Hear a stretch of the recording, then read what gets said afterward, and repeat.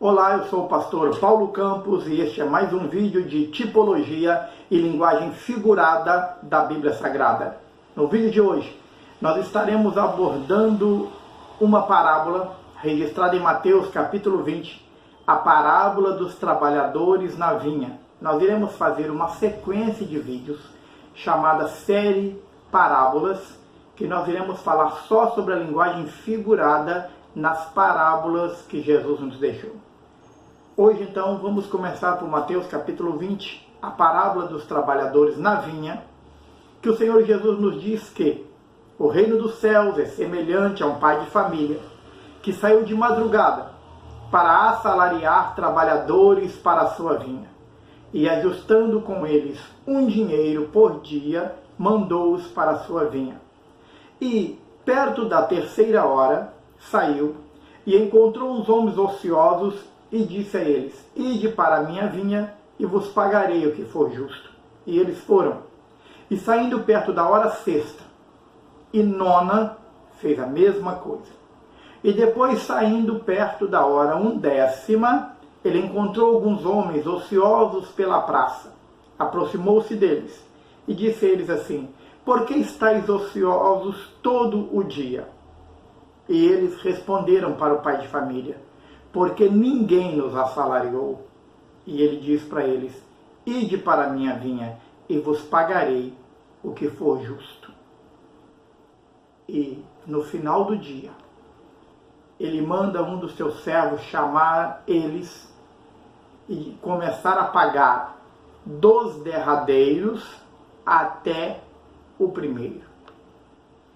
E começou a pagar a cada um de igual modo o mesmo valor para o que saiu de madrugada, a terceira, a sexta, a nona e a undécima hora. Eu gostaria de chamar a sua atenção para este texto, que é muito rico em linguagem figurada.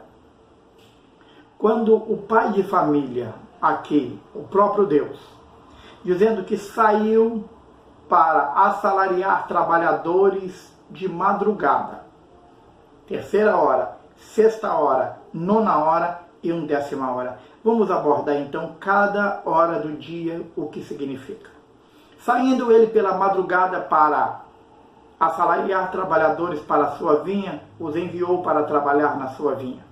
Madrugada aqui fala dos profetas maiores.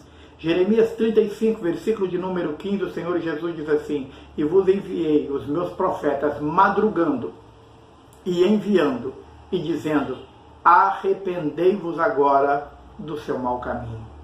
Os trabalhadores aqui que foram assalariados de madrugada fala dos profetas maiores. Quando ele sai perto da hora terceira, para quem não sabe, hora terceira era às 9 horas da manhã, porque o dia do judeu começa pelas 6 horas da manhã, no nascer do sol, e termina às 6 da tarde, no pôr do sol. Então, a terceira hora do dia é exatamente para nós às 9 horas da manhã. Este, quando ele sai e encontra eles e manda eles para a sua vinha, diz: Vai trabalhar na minha vinha, eu vos pagarei aquilo que for justo. Os trabalhadores da terceira hora são os profetas menores. Por isso, em Atos capítulo 2, no dia de Pentecostes, a Bíblia diz que após o derramamento do Espírito Santo, alguns diziam: Estes homens estão cheios de mosto, estão cheios de vinho, estão embriagados. Pedro tomou a palavra. E no capítulo 2, no versículo 15 de Atos, Pedro disse assim: Estes homens não estão embriagados como vós pensais, sendo esta a terceira hora do dia, sendo agora 9 horas da manhã. Mas isto é o que foi dito pelo profeta Joel. E Pedro cita Joel 2, versículo 28 e 29. Que nos últimos dias derramarei do meu espírito sobre toda a carne. E ele começa a dissertar todo o texto de Joel, capítulo 2, versículo 28 e 29. Por quê? Porque a terceira hora do dia apontava para os profetas menores. Só que ele, saindo perto da hora sexta e nona, fez a mesma coisa. Chamou trabalhadores e os enviou para a sua vinha, combinado de pagar a ele o que era justo. A sexta hora do dia aponta para os samaritanos.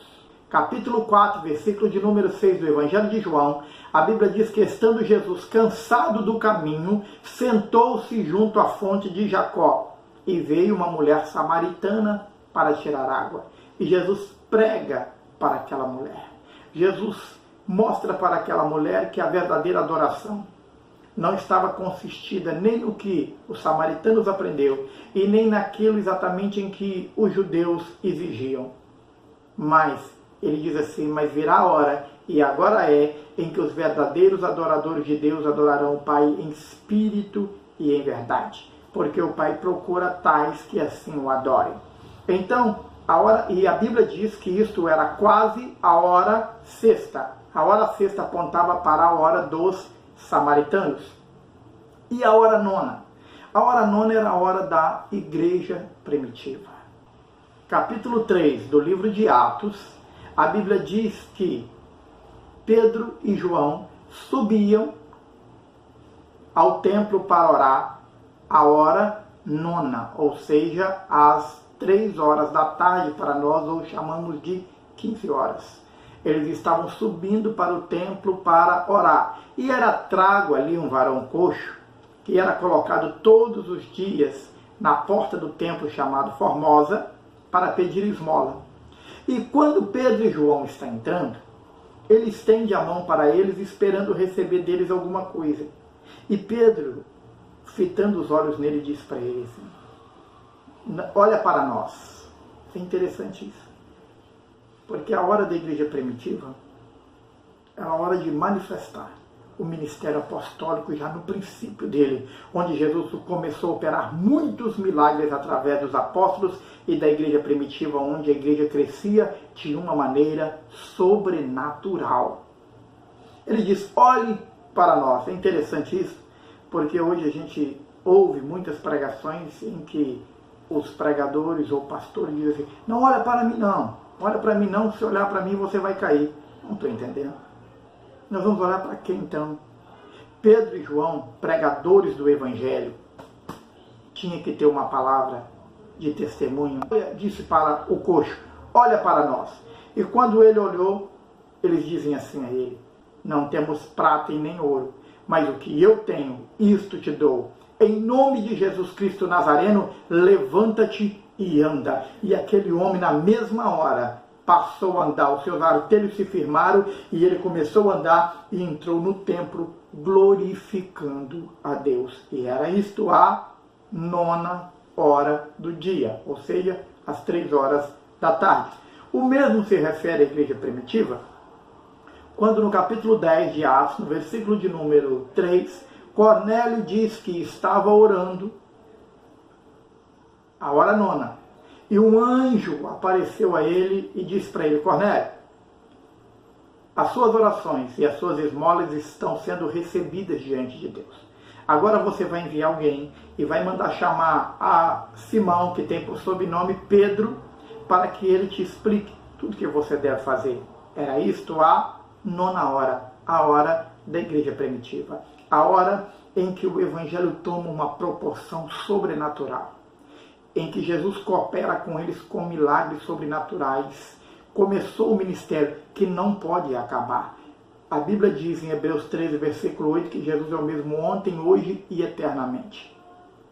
Então, o mesmo milagre, as mesmas operações que haviam no meio da igreja primitiva, acontece hoje no nosso meio. Basta entendermos que Jesus ainda está presente entre nós e que ele ainda opera. É uma razão do crescimento extraordinário e sobrenatural da igreja primitiva. Quando lemos Atos 1,15, a Bíblia diz que eles eram quase 120.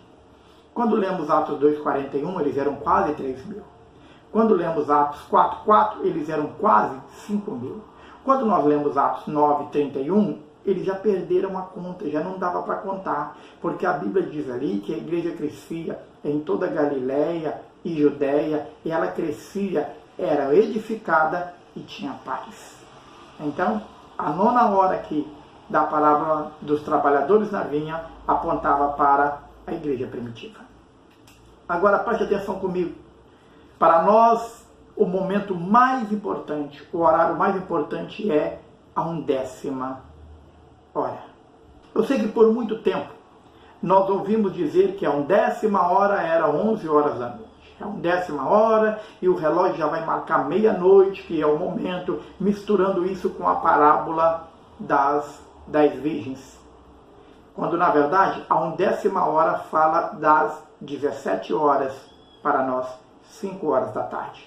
Por quê? Se a 3ª hora é 9 da manhã, a 6ª hora é meio-dia, a 9ª hora é 3 horas da tarde, é evidente que a 1ª hora são as 17 horas, 5 horas da tarde. Falta só 1 hora para o dia terminar. Nós somos os trabalhadores da 1ª hora. Nós somos os trabalhadores da última hora. Preste atenção nisso comigo. Faltava só 1 hora para o dia terminar. Quem contrataria alguém para trabalhar na sua vinha, para trabalhar 1 hora só, para lhes pagar ainda o dia, como se tivessem trabalhado o dia todo? Imagine comigo, o texto diz que, chegando à 1ª hora, ele encontra uns homens ociosos pela praça. E ele pergunta para eles assim: por que estáis ociosos o dia todo? E eles dizem: porque ninguém nos assalariou. E ele diz: ide para a minha vinha e eu vos pagarei o que for justo. Olha que interessante. Estávamos ociosos pela praça, porque ninguém se importava conosco. Ninguém nos chamava, ninguém nos assalariava. Imagine comigo que, segundo Deuteronômio, capítulo 24, versículo 14 e 15, quando o homem trabalhava desta forma, ele teria que receber o seu dia trabalhado naquele mesmo dia. O versículo 15 ainda diz, do capítulo 24 de Deuteronômio, que o homem deveria ser pago naquele mesmo dia porque a sua alma se atinha a isso.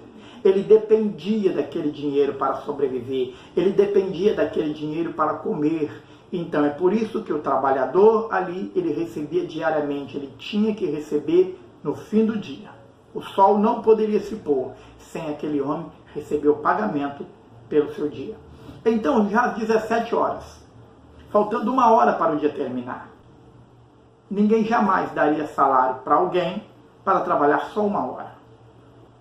Porém, o Senhor Jesus, na sua infinita graça, na sua infinita misericórdia, nos encontrou totalmente abandonados. Pense comigo que se o pai de família dependia do salário daquele dia, deste pagamento, para poder suprir a necessidade da sua casa, e ninguém o assalariou, neste momento, às 17 horas, ao dia estar findando, ele poderia estar pensando com ele: o que eu vou fazer da minha vida? Como eu vou voltar para casa agora e dizer para minha esposa e para os meus filhos que eu não tenho nada, que eu não consegui dinheiro nenhum, que eu não tenho dinheiro nem para comprar alimento? E aquilo o angustiava, traía ele no sofrimento. A mesma coisa acontecia na nossa vida. Estávamos angustiados, tristes, sofrendo, sem a presença de Deus. E Cristo Todo-Poderoso nos encontra ociosos, nos chama à sua presença. E o mais importante, nos enviou para trabalhar na sua vinha. Há uma grande oportunidade da nossa vida agora. Eu queria que você parasse para pensar um pouco, colocasse o seu coração nisso. Nós vivemos a última hora. Nós somos os pregadores do último momento. Eu creio, literalmente, que eu faço parte dos pregadores que farão parte do arrebatamento. Eu sei que há muito tempo isso já tem se esfriado no coração de muitos. E muitas pessoas já não se preparam mais para a volta de Jesus. Houve um tempo em que cada 10 hinos que ouvimos na igreja, pelo menos 8 era: o Rei vem, Jesus está voltando, Ele breve virá, o Senhor está chegando, breve vem, Maranata, e só louvávamos a Deus. Cantávamos hinos, pregávamos, falando da volta do Senhor Jesus. E parece que isso está se apagando no coração de muitos, quando na realidade esta parábola de Jesus é um grande despertamento. Primeiro, à madrugada, ele chama os profetas maiores. Depois, na 3ª hora do dia, ele chama os profetas menores. Depois, na 6ª hora, é o momento dos samaritanos, e aquela mulher sai falando quem era o Cristo, falando dele. Porventura ele não é o Cristo, e ela acabou anunciando Jesus para os outros samaritanos. A 9ª hora era o momento da igreja primitiva. E a 10ª hora é o nosso momento. Portanto, que você aproveite cada tempo, cada oportunidade. Como Paulo disse bem, que instes em tempo e em fora de tempo. Precisamos pregar o Evangelho. Está na hora de falarmos do Senhor Jesus, aquele que governará por toda a eternidade e que nos levará para reinar consigo nos céus. Preste atenção nisso. Não é tempo de ficarmos reclamando, murmurando, só dizendo, a coisa está muito ruim no meu país, o governo não vai bem, porque vamos fazer passeata, porque está tudo errado, porque quem está lá não presta, e nós precisamos eleger outro e fulano, e vamos eleger um monte de evangélicos para mudar as leis, para segurar. A igreja tem marido, a igreja tem Senhor. O salmista foi claro quando ele disse, vão é o socorro do homem. Nós precisamos da presença de Deus. Está na hora de acordarmos e parar de usar os nossos microfones, os nossos púlpitos para falar só de coisas desta vida. Jesus está voltando. E Amós 4,12 diz assim, prepara-te para encontrares com o teu Deus. Então que possamos estar preparados. Eu espero que a linguagem figurada desta parábola dos trabalhadores na vinha possa despertar você para compreender que estamos vivendo o último momento da igreja. Estamos vivendo os momentos que antecedem o arrebatamento da igreja de Cristo. E nós somos os pregadores da última hora. É meu papel e seu papel anunciar o Evangelho de Cristo. Que o Senhor possa abrir a nossa mente, o nosso coração a cada dia e nos acrescentar oportunidades para que possamos falar deste Evangelho que salva, cura, liberta e transforma o homem, tirando ele de todo o lamaçal do pecado. Que o Senhor te abençoe e te guarde. Que o Senhor faça resplandecer o seu rosto sobre ti e tenha misericórdia de ti. Que o Senhor sobre ti levante o seu rosto e te dê a paz.